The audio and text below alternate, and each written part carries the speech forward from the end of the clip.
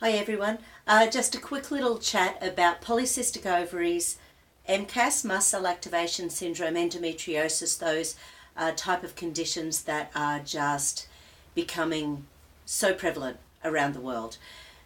Endometriosis is not a hormonal issue. Polycystic ovaries is not a hormonal issue. It's not just about hormones, although that medically is how they tend to be treated, by putting young women on the oral contraceptive pills and then just keeping them there forever to control the periods and to keep things nice and balanced. The problem is that a lot of these conditions are linked in with excess histamine.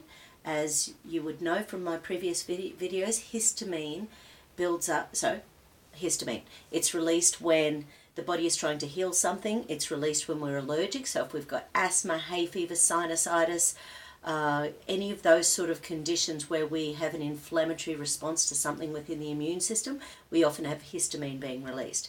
Now, histamine is fabulous as long as it's released, it heals the area or it reduces the inflammation, and then it's released from the body. The problem with mast cell activation syndrome is that people lose the ability to release histamine. And there's often a trigger, and that's what I often talk to with my women about. They often, it will be a certain medication, or it will be after the flu, or it will be after a particular high stress situation where all of a sudden their body starts really overreacting in an abnormal way. It's not normal for our body to overreact to pollens. It's not normal for our body to overreact with dust. It's like the immune system is overreacting and treating it like an invader into the body. If so many people don't have these issues, surely it's normal not to have the problem if we can get our bodies working properly. Anyway, MCAS, mast cell activation syndrome, is the inability for the body to release histamine, and the main areas that we build up histamine in the body are the brain, the spine, the uterus, therefore, menstrual problems, and the gut. And once again, it can be unexplained gut issues. So MCAS is one of those things that really needs to be looked at by our physicians, doctors, GPs.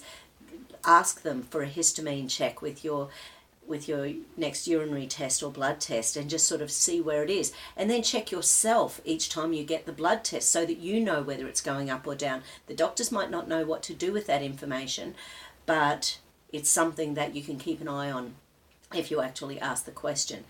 So in Australia we have something called Syndrome X. Around 20 years ago they called Syndrome X a combination of when we've got liver issues, so the inability for the liver to deal with our hormones on a monthly basis. It's linked in with, so liver dysfunction, inability to lose weight. Polycystic ovaries is one part of Syndrome X, and blood sugar cravings, which eventually leads to diabetes and heart disease. So this combination of diseases is called Syndrome X, and Syndrome X is also, it can lead to mast cell activation syndrome and be linked to that whole thing as well. They don't have to be working together, but they can be. So I think when we started, so check out Syndrome X and what we can do to really balance that, because it's about getting the liver working, balancing your insulin. Make sure you're getting good quality proteins and good quality fats with every meal. When you're having sugars and carbohydrates, it's feeding the whole disease syndrome. I've got to go. Take care. Love you. Find me on Facebook. See you later. Bye.